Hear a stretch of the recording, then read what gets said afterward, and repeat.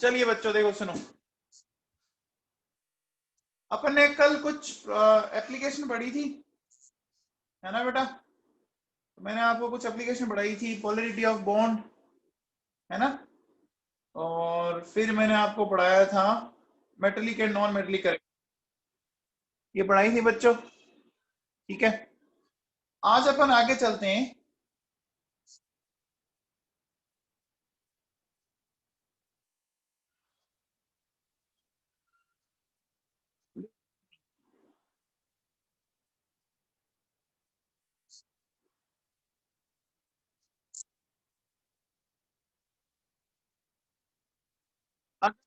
Nomenclature of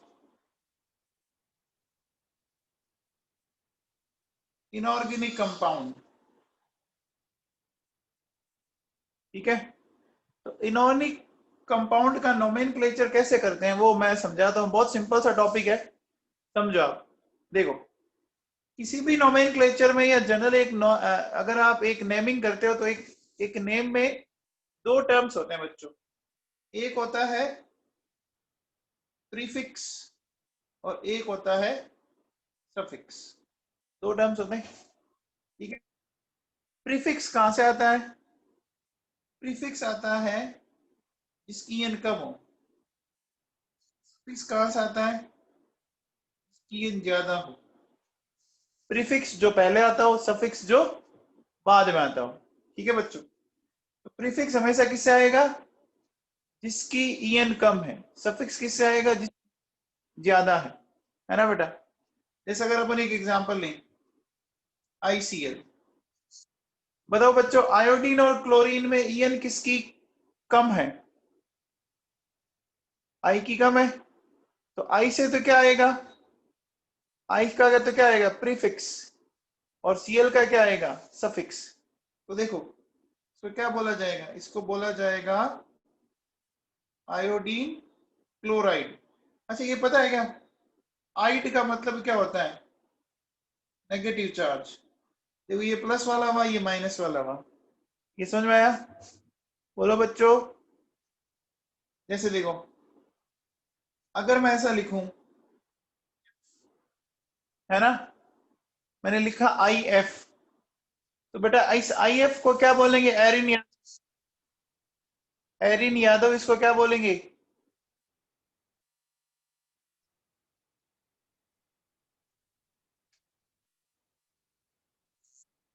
Erin Yadav बताओ।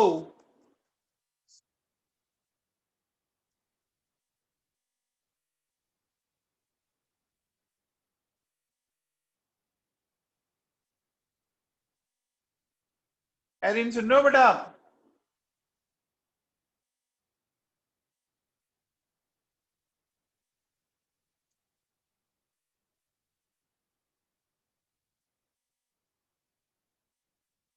Erin सबका answer आ गया, आपका अभी तक नहीं आया है।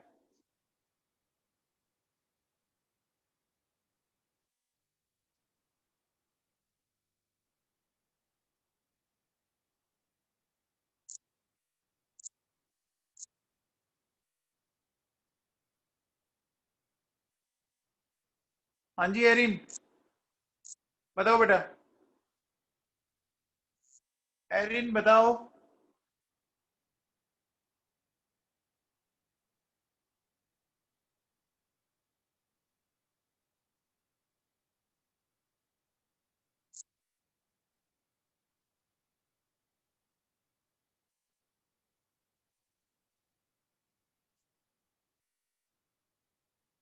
बेटा इसका नाम क्या हो जाएगा? Iodine fluoride. ओके बच्चों, अब नेक्स्ट अगर मैं आपसे बोलूं कि मैंने ये लिखा OF2, बोलो ऑक्सीजन की यानी कितनी होती है? 3.5। एंड फ्लोरीन की कितनी होती है? 4। तो जिसकी ईएन ज्यादा है उसके उसके नेमिंग में आइड अटैच होगा। जिसकी ईएन ज्यादा है उसके नेम में आइड जोड़ना है ना? Addition of ID. इसका नाम क्या हो जाएगा? देखो बच्चों, ऑक्सीजन डाई फ्लोराइड बोल सकते हैं बच्चों, ऑक्सीजन डाई फ्लोराइड। अच्छा, इसका बताओ भैया, H2O का बताओ। H2O का बताएगी नंदनी आर्या। नंदनी आर्या बताइए। नंदनी सुन रहे हैं बेटा आप?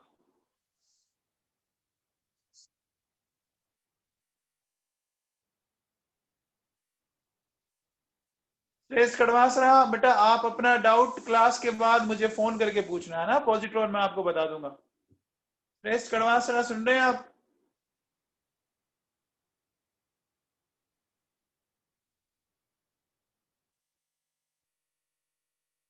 Very good, very good.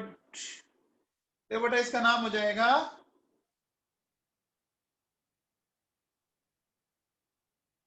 Dihydrogen oxide, हो जाएगा डाईहाइड्रोजन ऑक्साइड। अच्छा बताओ, इसका बताओ, इसका बताओ बच्चों। क्या ये लिखना सही है क्या? देखो क्लोरीन की एन कितनी होती है? 3। ऑक्सीजन की कितनी होती है? 3.5। तो क्या हो जाएगा? Dichlorine oxide.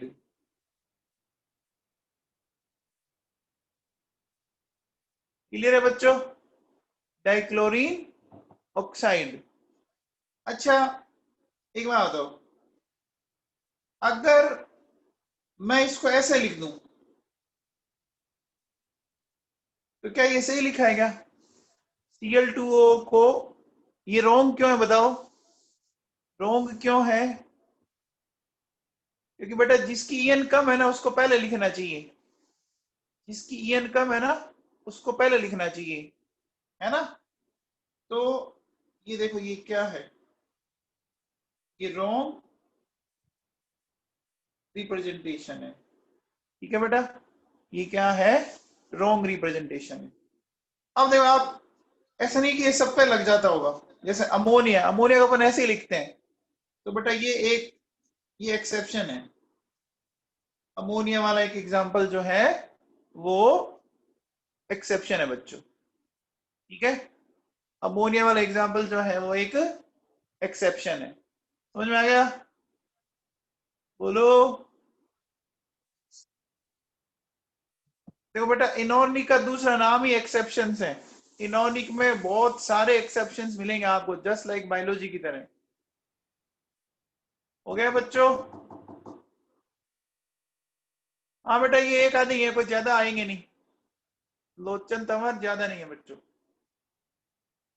अब देखो बेटा, एक नेक्स्ट लेते हैं। देखो,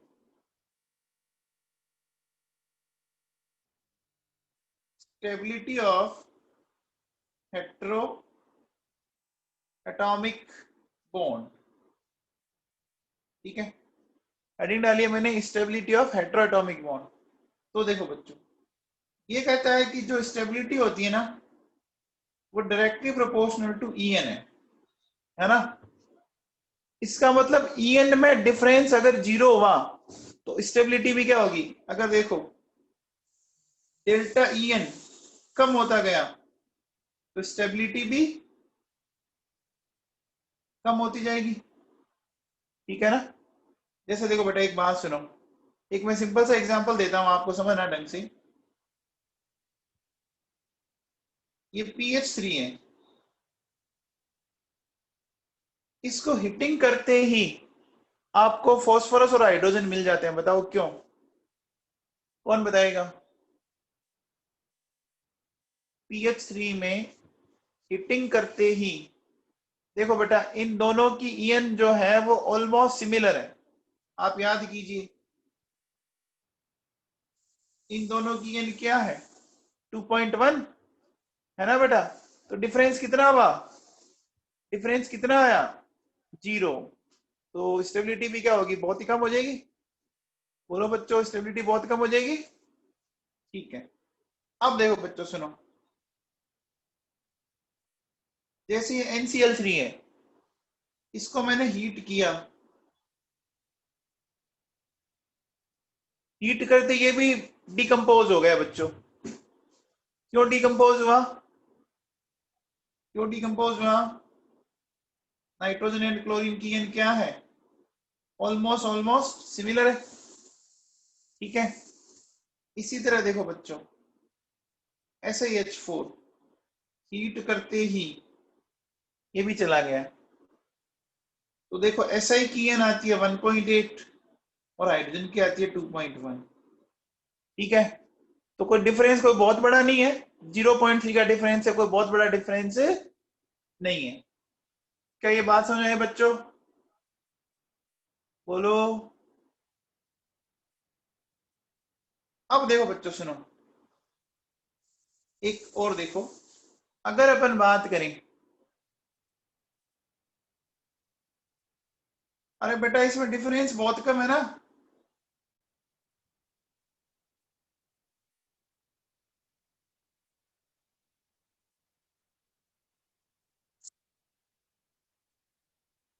सानिया सेतिया, इसमें देखो डिफरेंस कितना कम है, 1.8 एंड 2.1। जैसे देखो अगर मैं एक एग्जांपल और लेता हूं, Na3 हीट करते ये टूट जाता है। रीजन देखो, नाइट्रोजन की एन होती है 3 और आयोडीन की होती है 2.5, है ना? बोलो।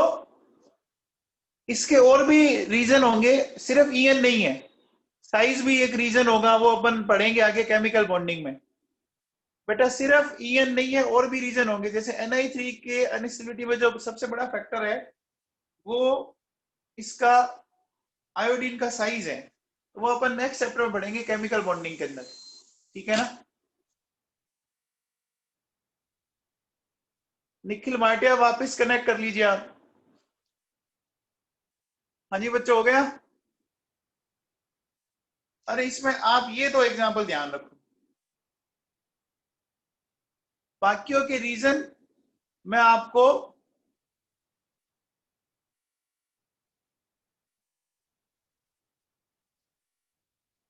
तो ये सीना वाटर का ये भी नेम होता है और वो भी है जो आप बता रहे हो, वाटर के दोनों नेम होते हैं बेटा।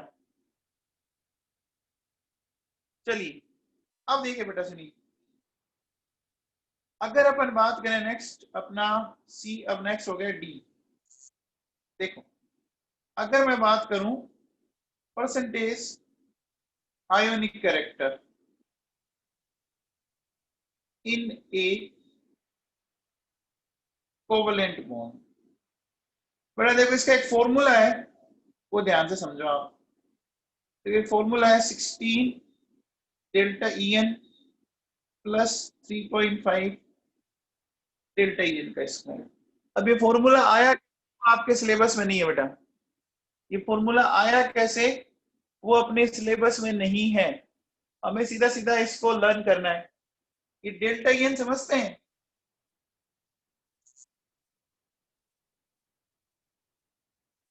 Difference in E N, delta E N क्या है? Difference in E N of bonded atom, ठीक है बेटा। जैसे देखो ये H और Cl है, तो बेटा अगर अपन ई एन की बात करें तो ई एन देखो हाइड्रोजन के 2 और क्लोरीन की 3 है। बताओ हाइड्रोजन और क्लोरीन की एन में डिफरेंस बताओ।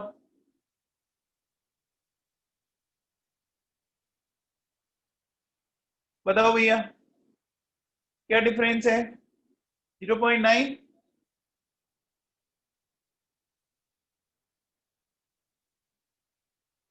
है बच्चों?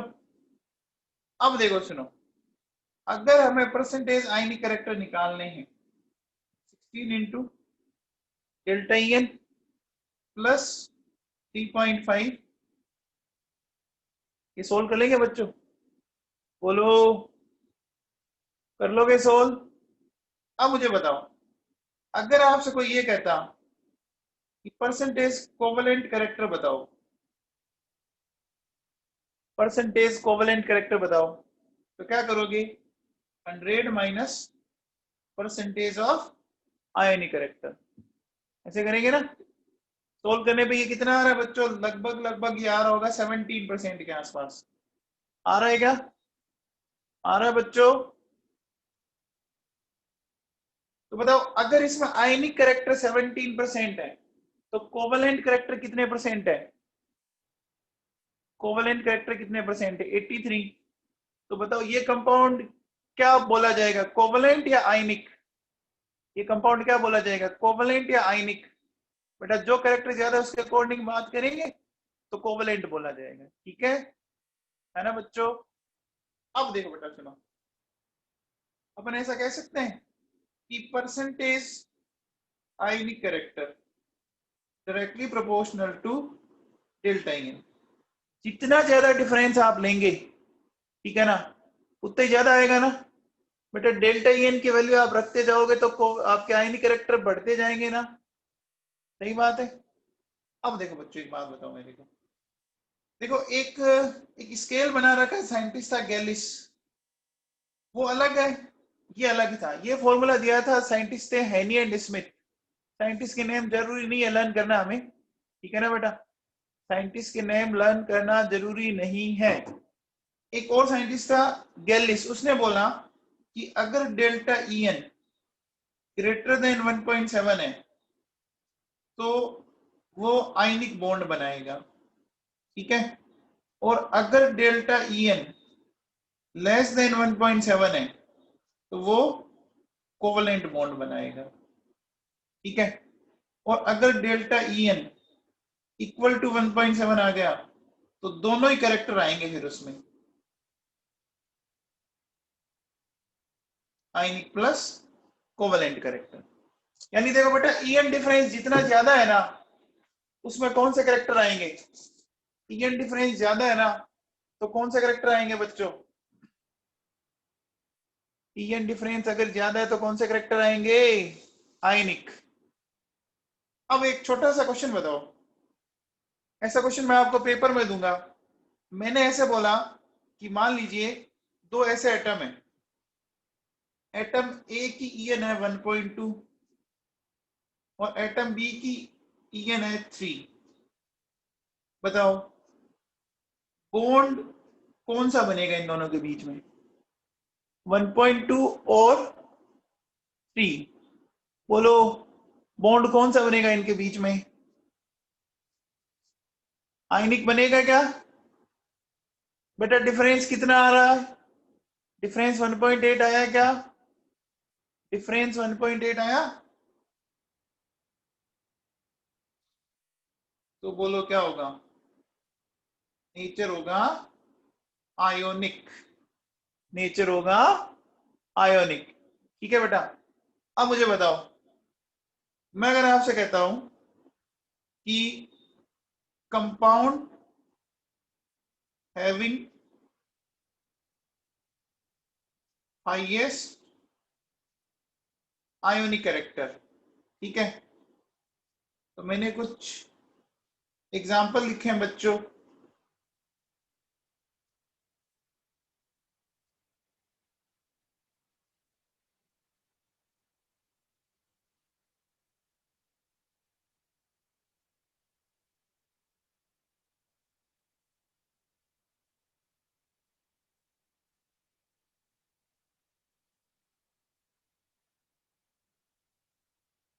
हाँ जी नेहल यादव बताओ। देखो मैं ईएन लिख देता हूं, फॉस्फोरस की 2.1, क्लोरीन की 3, है ना, हाइड्रोजन की 2.1, सिलिकॉन की 1.8।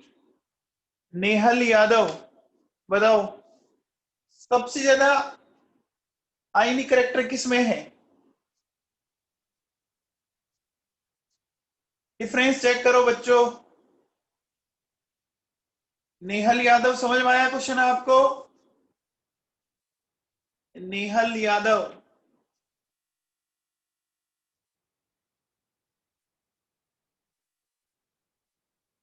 वेरी गुड लावण्य जग्गा, वैभव, सुयश, छवि, कार्तिक चड्डा, बहुत बढ़िया। लोचन तंवर सही करो।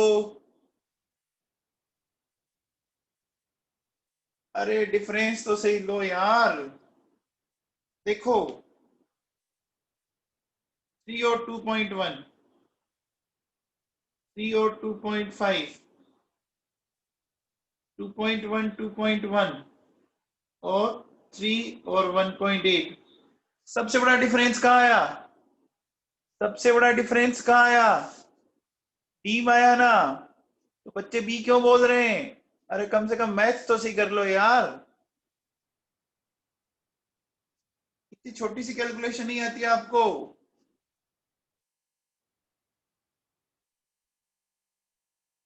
अच्छा बताओ।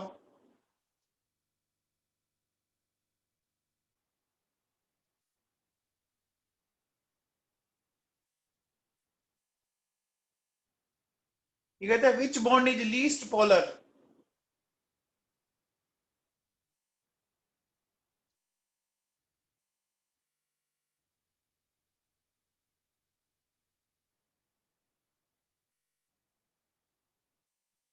हाँ जी, which bond is least polar.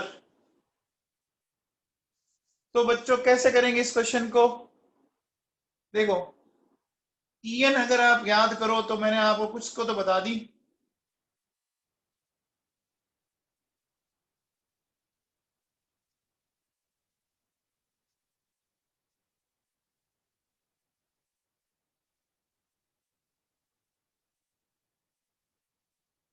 हाँ जी, बताओ भैया। बताओ लीस्ट पोलर निकालना है। तो देखो बेटा डिफरेंस लिखो। देखो 4 - 3.5, 3 - 1.8, 4 - 2.1, 4 - 2। बताओ लीस्ट पोलर कौन सा हुआ जहां डिफरेंस सबसे कम हुआ? डिफरेंस सबसे कम कहाँ आ रहा है? डिफरेंस सबसे कम ए में आ रहा है। क्या ये क्वेश्चन समझ में आया बच्चों? क्या ये क्वेश्चन समझ में आया? सबको क्लियर है? सबको क्लियर है बच्चों?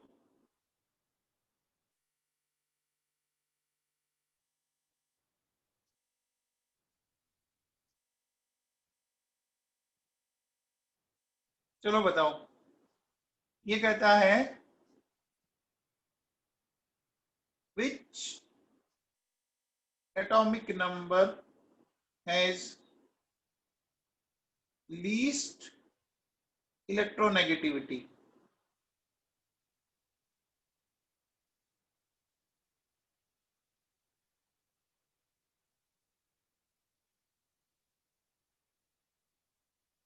बताओ बच्चों, which atomic number has least electronegativity.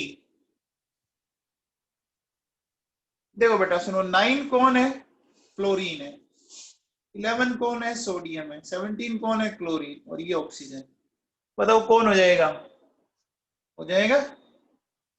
हो जाएगा बच्चों? समझ में आया? आ गया सबको समझ में?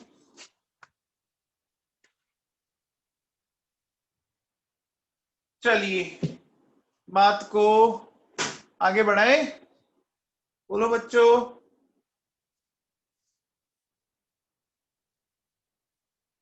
ठीक है, नेक्स्ट देखो।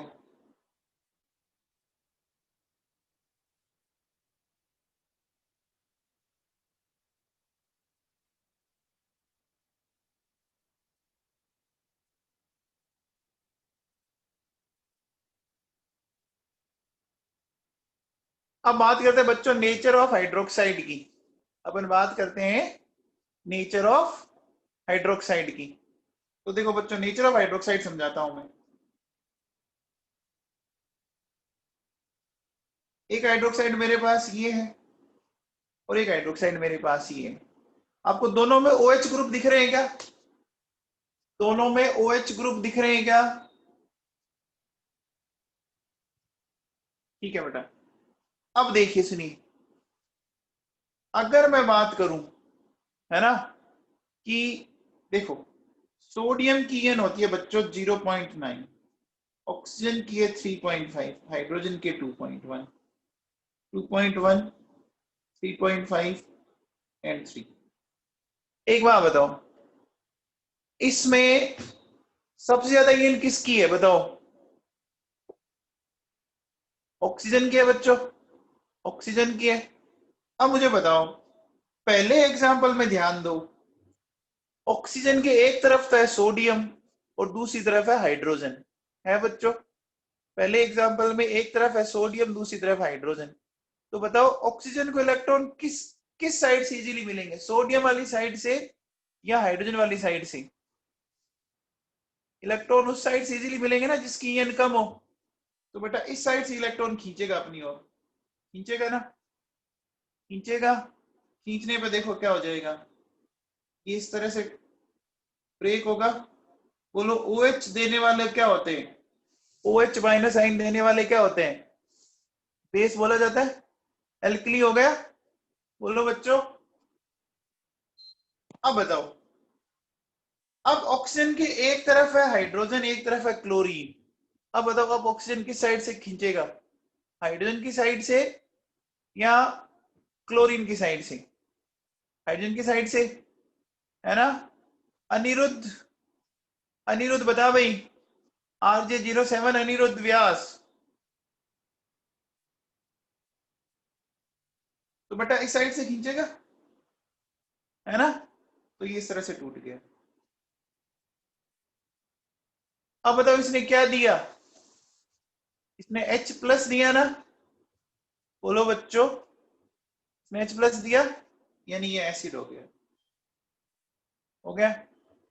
अच्छा एक बात बताओ बच्चों, सोडियम क्या है? सोडियम क्या था? सोडियम मेटल है। और क्लोरीन क्या है? क्लोरीन क्या है? नॉन मेटल है।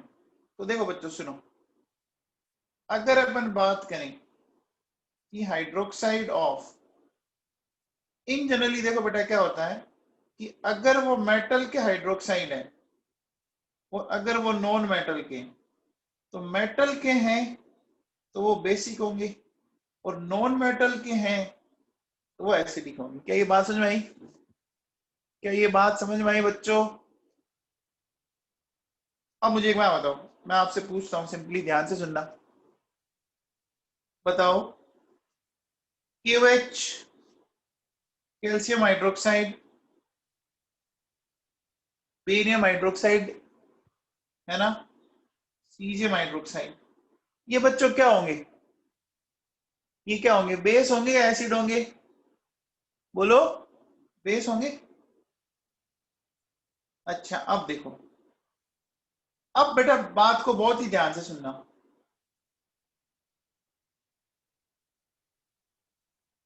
ये मैंने किसका फॉर्मूला लिखा है बताओ, इसको पूरा एक साथ बोल के बताओ, ये जो मैंने लिखा है।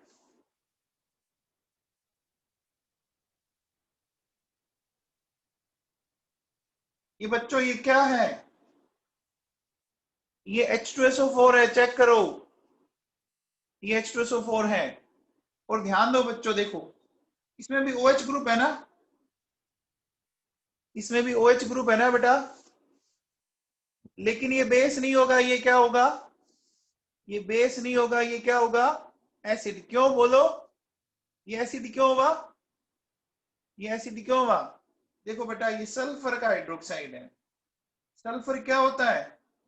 सल्फर क्या होता है? नॉन मेटल, है ना? ठीक है। अच्छा बताओ,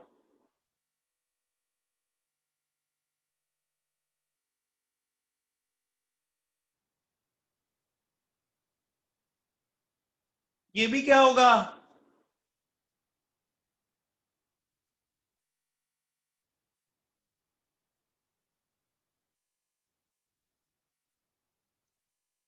हाँ वैभव कलरिया, क्या डाउट है बता।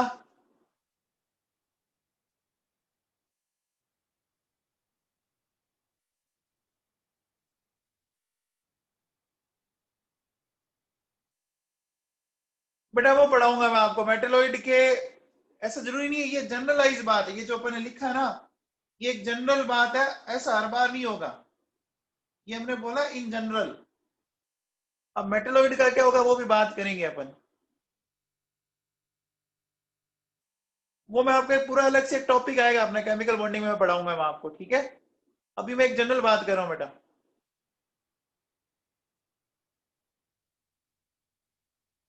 अच्छा अब बताओ,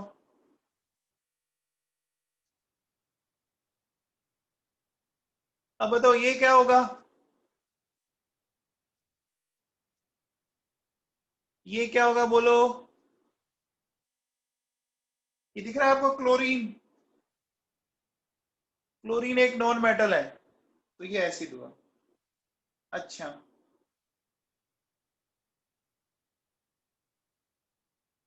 अच्छा बताओ बोरोन को एनसीईआरटी क्या बोलती है? बोरोन को एनसीईआरटी में क्या बोला गया बताओ? बोरोन को एनसीईआरटी में नॉन मेटल बोला गया है, बताया था मैंने आपको। बोरोन को एनसीईआरटी में नॉन मेटल बताया गया है ना? बताओ ये क्या है? ये है बच्चों बोरिक एसिड। तो क्या बोलते हैं? बोरिक एसिड है ये। ये जो एसिड है इसको बोलते हैं परक्लोरिक एसिड, और इस एसिड को बोलते हैं फॉस्फोरिक एसिड। ठीक है, ये समझ में आया बच्चों? ये बात क्लियर हुई?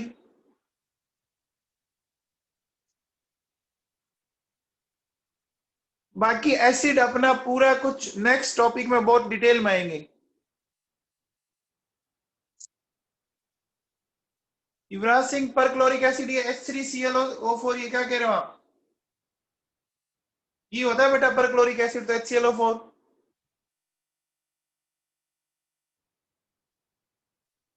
युवराज सिंह,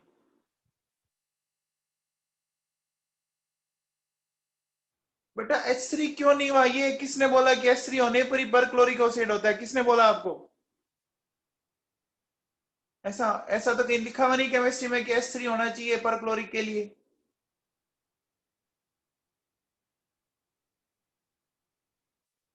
अरे किसने बोला 3 OH होने चाहिए? ऐसा कोई रूल ही नहीं है। ये पर यहाँ पर अब क्यों आया वो मैं आपको केमिकल बॉन्डिंग में बताऊंगा। क्लोरीन के बहुत सारे एसिड होते हैं बेटा। Hypochlorous acid, chlorous acid, chloric acid and perchloric acid. आपने पता नहीं अब ये कौन सा फंडा बना रखा है कि 3 OH होने चाहिए।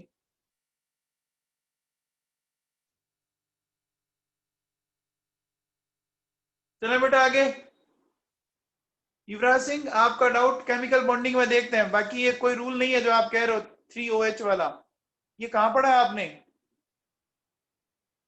युवराज सिंह,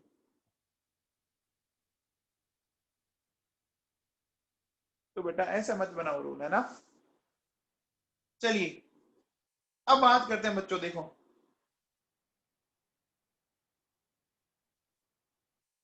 पीरियोडिसिटी इन ईएन। अब मैं बात करता हूं पीरियोडिसिटी इन ईएन, ठीक है।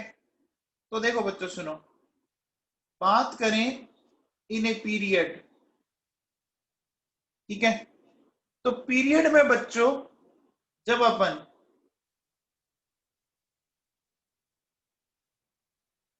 लेफ्ट टू राइट जाते हैं, ये वैसे कल ही पढ़ाया था मैंने। बोलो ईएन क्या हो जाएगी? ईएन क्या हो जाएगी? इंक्रीज कर जाएगी, हो जाएगी बच्चों, ठीक है। तो मैं ऐसा कह सकता हूं बेटा, देखो इन ए पीरियड मैक्सिमम ईएन किसकी होगी? हेलोजन की। और मिनिमम ईएन किसकी होगी? एल्कली मेटल्स की होगी बच्चों। यानी मैक्सिमम होगी हेलोजन, यानी 17th ग्रुप की, और मिनिमम होगी फर्स्ट ग्रुप। ठीक है बेटा। अब देखो सुनो, इनर्ट गैसेस की ईएन कितनी मानी जाती है? 0 ना। इनर्ट गैसेस की ईएन 0 क्यों मानी जाती है बताओ? नोबल गैसेस की बेटा बॉन्ड ही नहीं बनाते ना। बिना बॉन्ड अपन क्या बोलेंगे? है ना, En of noble gases is considered 0 because they do not form any kind of bond.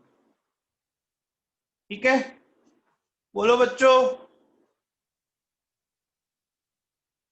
बोलो। हाँ सानिया सेतिया, बेटा अगेन मैं क्या कह रहा हूं, अपन ये जनरल बातें लिख रहे हैं। जिन्होंने अगर बॉन्ड बनाएगा तो फिर उसकी एंड डिफाइन करेंगे अपन, जिन्होंने अगर बॉन्ड बनाएगा तो डिफाइन करेंगे। ये एक जनरल बात लिखी हमने। एक जनरलाइज क्वेश्चन आएगा तो आपको क्या बोलना पड़ेगा, नोबल गैसेस की एंड जीरो ही बोलनी पड़ेगी। ठीक है,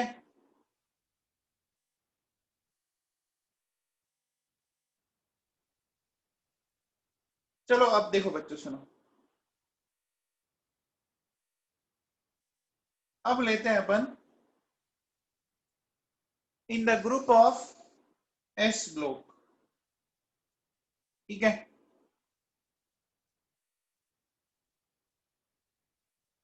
बेटा अभी कर रहे हैं, डिस्कस कर रहे हैं। देखो इन the group of S block की बात करें तो ग्रुप ऑफ एस ब्लॉक में देखो क्या होगा कि जैसे जैसे आप नीचे जाएंगे, है ना, जैसे मैं लिखता हूं देखो, lithium, sodium, potassium, rubidium, caesium, francium, beryllium, magnesium, calcium, strontium, barium, radium. तो इन ग्रुप में अगर आप डाउनवर्ड जाते हो तो ईएन कंटिन्यूअसली क्या होती जाती है बच्चों, डिक्रीज होती जाती है। ईएन कंटिन्यूअसली डिक्रीज करेगी, लेकिन ये डिफरेंस लास्ट में जाते जाते क्या हो जाता है, डिफरेंस लास्ट में जाते जाते क्या हो जाता है, आपका कम होने लग जाता है। ये आपको पता है ना, जैसे 1 और 2 के बीच का जो परसेंटेज डिफरेंस है और फिर 6 और 7 के बीच में जो परसेंटेज डिफरेंस है वो अलग होता है ना बच्चों। अरे परसेंटेज डिफरेंस डाउनवर्ड जाने पर कम होता जाता है ना। ठीक है, अब देखो बच्चों सुनो, बात अगर अपन करें कि इन the group of P block, तो बच्चों पी ब्लॉक में ना दो एक्सेप्शन है, आपका 13th एंड 14th ग्रुप, ये दो में एक्सेप्शन है, ये याद है क्या।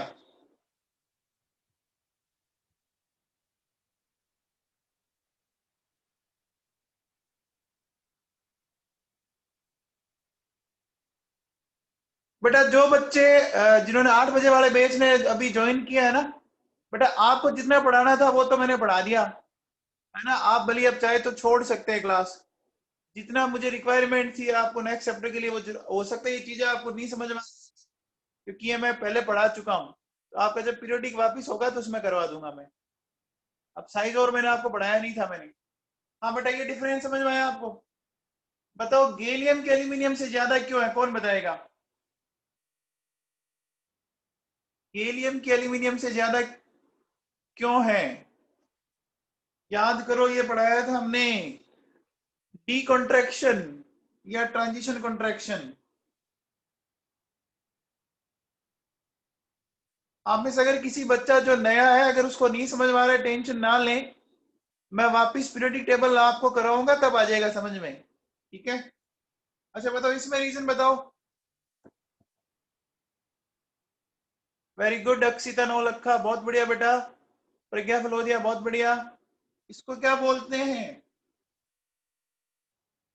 इसको बोलते हैं लेंथेनॉइड कॉन्ट्रैक्शन, बोलते हैं क्या, तो बोलते हैं बच्चों लेंथेनॉइड कॉन्ट्रैक्शन। ठीक है, अब देखो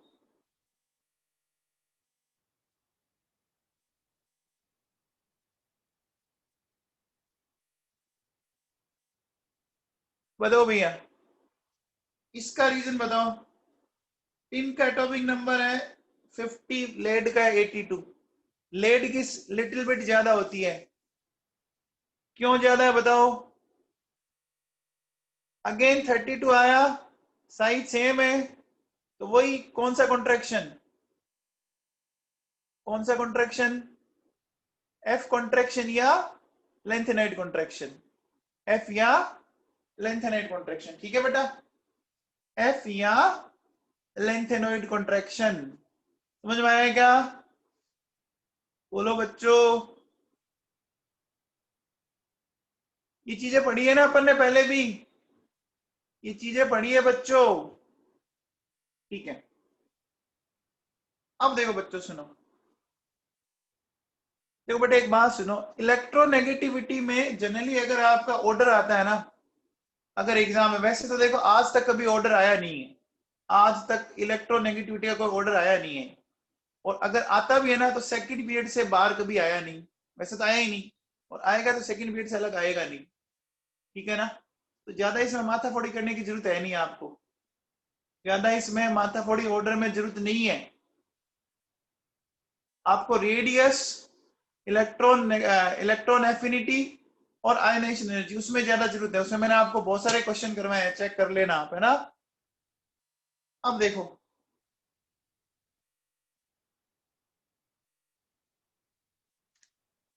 इलेक्ट्रोनेगेटिविटी की बेटा एप्लीकेशन इंपॉर्टेंट है, वो आपको ढंग से आनी चाहिए। इन the group of D block, ठीक है बेटा? तो देखो एक, अगर अपन इन जनरल बोलें तो डाउनवर्ड जाने पर ईएन क्या होती है? इंक्रीज होती है, ये भी पढ़ाया था मैंने आप लोगों को। बेटा डी ब्लॉक में सब उल्टा है, डी ब्लॉक में याद करो डाउनवर्ड जाने पर आयोनाइजेशन एनर्जी क्या होगी थी? राइज की थी ना, जबकि जनरली क्या होती है? डिक्रीज करती है, लेकिन डी ब्लॉक में इंक्रीज करती है। डी ब्लॉक में सब कुछ उल्टा चलता है ना? देखो एक तो डी ब्लॉक, एक आपका ये बोरॉन फैमिली वाला ग्रुप, ये है ना, ये एक्सेप्शन इन्हीं के अंदर है, डी ब्लॉक के अंदर और बोरॉन फैमिली के अंदर, ठीक है बेटा? किस किस के अंदर है? D block and boron family, ठीक है? अब देखो सुनो, जैसे अगर आपसे कोई पूछे, बताओ Z N C D H G में ईएन का ऑर्डर बताओ, ईएन का ऑर्डर बताओ, इसकी मैक्सिमम होगी, एच जी की मैक्सिमम होगी। इसका रीजन कौन बताएगा? नेहल यादव, नेहल यादव।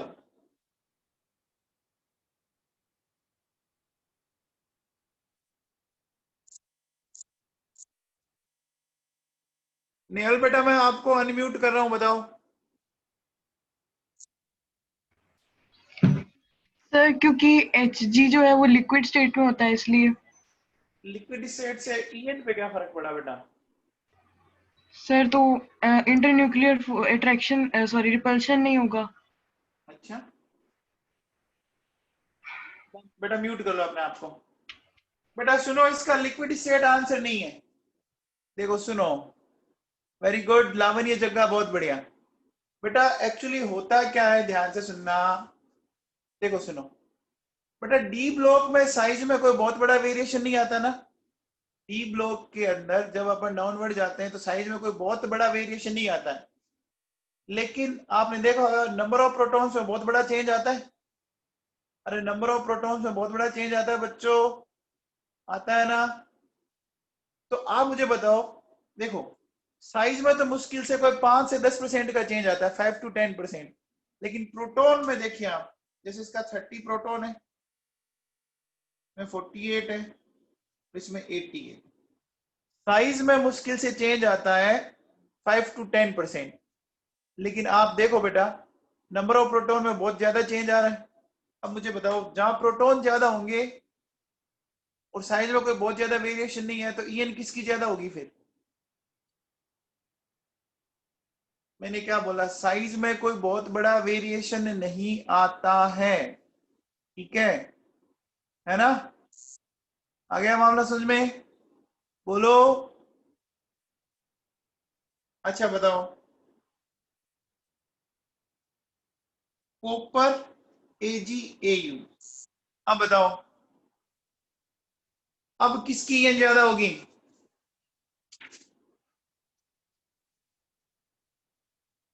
बोलो बच्चों, इसकी हो जाएगी, हो जाएगी बच्चों।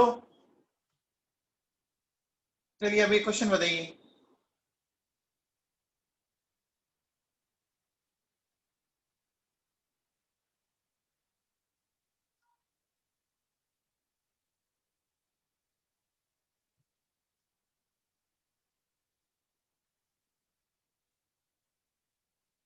ये क्या कहता है?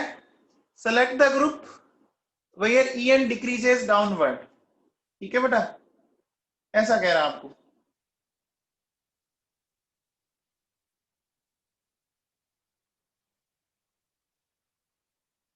सॉरी, डिक्रीजेस नहीं, इंक्रीजेस करना है हमें।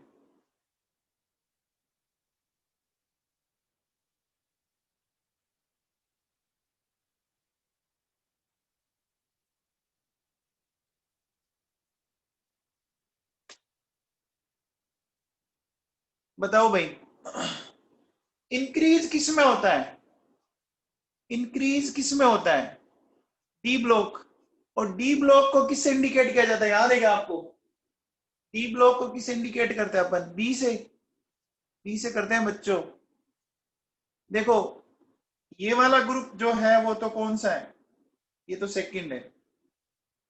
ये 14th ग्रुप है, 17th है, और ये 12th है। पीरियोडिक टेबल में सब ग्रुप में अगर आगे बी लगा हुआ है तो वो डी ब्लॉक का है, और अगर आगे ए लगा हुआ है तो वो कौन से का होगा? अगर ए लगा होगा तो वो कौन सा होगा? एस और बी का। तो आंसर क्या जाएगा? ये चला जाएगा, ये चला जाएगा बच्चों। ये बात समझ में आई? ये बात समझ में आई बच्चों? क्लियर है क्या? क्लियर बच्चों? ओके, ठीक है बेटा, ठीक ठीक ठीक, ओके ओके। चलिए अब देखिए, अब देखो बेटा, मेजरमेंट ऑफ En। En का मेजरमेंट देखो, सबसे पहले एक साइंटिस्ट था पॉलिंग, है ना? देखो बेटा, ये मेजरमेंट ऑफ En में एक दो ही चीजें काम की है, बाकी एग्जाम में क्वेश्चन नहीं आता है, ध्यान से सुन लेना। ठीक है ना? एक दो ही चीजें काम की जो मैं बता रहा हूं उस पर ध्यान देना। देखो, पॉलिंग ने क्या किया, जैसे मान लो ये दो एलिमेंट है और इसने रिएक्ट करके ये बनाया, ये भी। ठीक है, जैसे सपोज ऐसे समझो, H2 प्लस Cl2 2HCl। ठीक है, हो सकता है। तो बेटा देखो, अपन इसमें यूज लेंगे जैसे EAA, EB एंड EAB। ये जो है वो है इनकी बॉन्ड एनर्जी। क्या बॉन्ड एनर्जी समझते हैं आप? क्या बॉन्ड एनर्जी समझते हैं आप? बॉन्ड एनर्जी का मतलब होता है जो बॉन्ड को ब्रेक करने के लिए रिक्वायर्ड होती है। अब इसने क्या किया बेटा, इसने इन दोनों की ईएन में डिफरेंस बताया था। देखो देखो बेटा, इन फॉर्मूला पर कभी क्वेश्चन आएंगे नहीं आपके, ना तो आज तक आए ना आएंगे। रीजन समझाता हूं, देखो क्यों नहीं आ सकते। क्योंकि फॉर्मूला में जो कैलकुलेशन है ना वो बहुत ही टिपिकल है। जो फॉर्मूला में जो कैलकुलेशन आएगी ना वो बहुत ज्यादा टिपिकल है।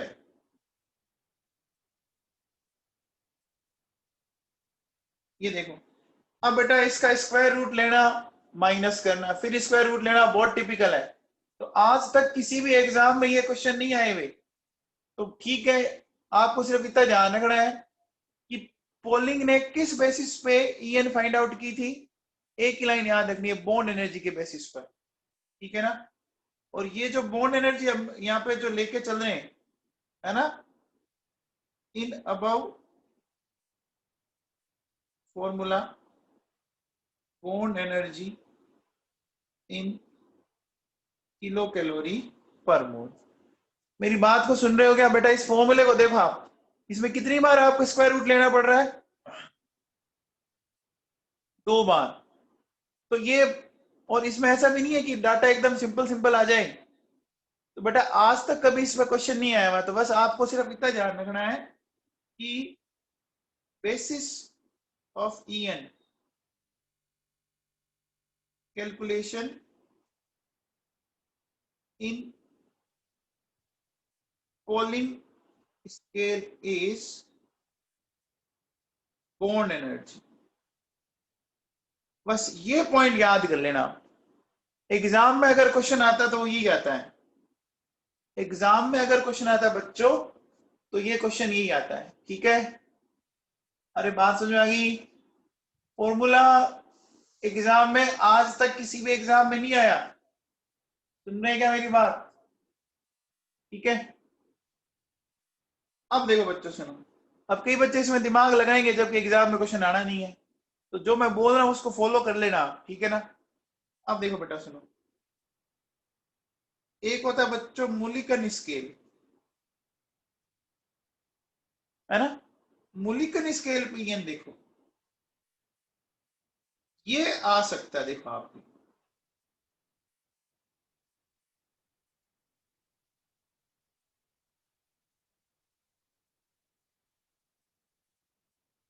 ये आ सकता है।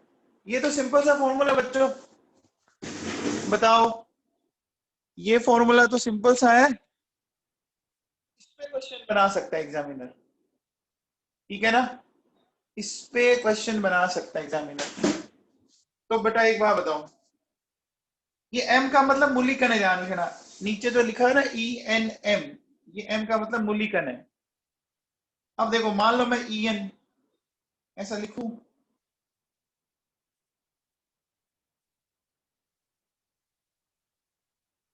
तो अब बेटा ये ऐसा हो सकता है 2EN IP प्लस EA, ऐसा बोल सकते हैं?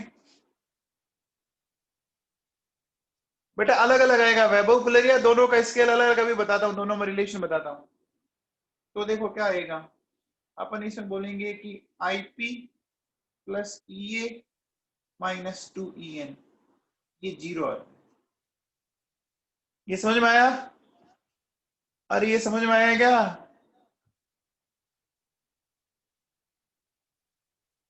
बेटा एक बात ये ध्यान रखना, ये पर एटम है, ये पर एटम है। जैसे मान लो मैं आपसे एक सिंपल सा क्वेश्चन पूछता हूं, देखिए कि IP of X atom is P and electron affinity of Y atom is Q, तो EN क्या होगी बताओ बच्चों? और ये बतानी है आपको मूलिकन स्केल पर।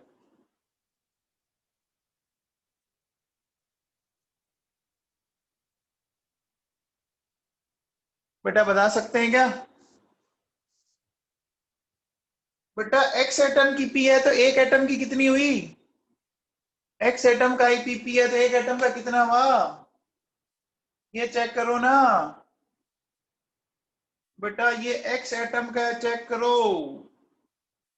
देखो, तो हमें तो जो फॉर्मूला है ना, वो देखो IP इलेक्ट्रॉन वोल्ट पर एटम है, ध्यान दीजिए यहां पर। हमें क्या करना पड़ेगा ये निकालने के लिए? देखिए P/X and Q/Y divided by 2, ये करेंगे ना? अरे मैंने P/X क्यों किया, समझ में आया क्या? ये सबको समझ में आया? अरे बेटा X एटम की P है तो 1 एटम की कितनी होगी, ये करेंगे ना? बोलो, ये बात क्लियर है?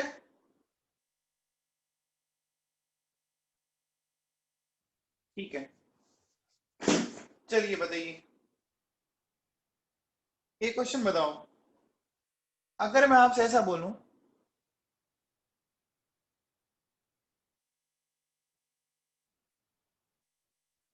आप बताओ इस बॉन्ड को देख के बताओ किसकी ईएन ज्यादा है।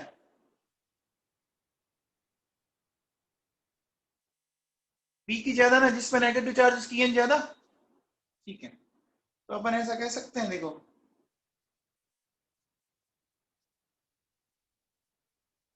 बोल सकते हैं। अब क्या मैं ऐसा बोल सकता हूं, देखो IP of B and electron affinity of B divided by 2, IP of A, electron affinity of A, क्या ऐसा बोल सकता हूं बच्चों? EN की जगह ऐसा लिखा जा सकता है, लिखा जा सकता है। क्या मैं इसको ऐसा बोल सकता हूं, IP of B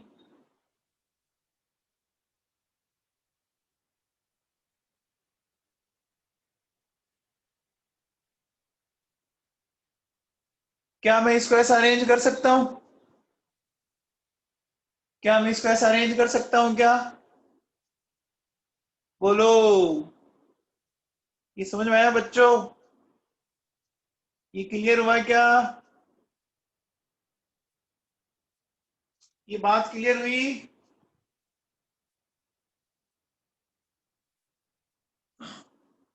आसान है बेटा। ईएन की जगह मैंने ऐसा क्यों लिखा, देखो ये फॉर्मूला पढ़ो, देखो ईएन का फॉर्मूला क्या, IP plus electron affinity divided by 2। अब सुनो बच्चों, देखो अब अपन बात करते हैं relation between Pauling scale and Mulliken scale. इन दोनों में क्या है? तो देखो बच्चों सुनो, मुलिकन स्केल पर जब आप ईएन फाइंड आउट करोगे, वो आती है 2.8 time of EN of Pauling scale. ठीक है ना? मुलिकन स्केल पर जो आप ईएन फाइंड आउट करते हो, वो पोलिंग स्केल की 2.8 टाइम आती है। तो क्या मैं ऐसा कह सकता हूँ क्या बेटा, बताओ, कि EN of Pauling scale Mulliken divided by 2.8, ऐसा बोल सकते हैं? ये बेटा डाटा याद करने पड़ेंगे 2.8 टाइम। अब ये क्यों आता है, ये हमें नहीं करना, डेरिवेशन हमारे सिलेबस में नहीं है बेटा। हमें वैभव कुलेरिया, हमें जो यूज लेनी है वो तो पीरियड टेबल में पोलिंग की लेनी है। पीरियड टेबल में तो पोलिंग की लेनी है, वो तो मैंने आपको लिखा दी सारी। अब देखो मैं इसको ऐसा लिख सकता हूं,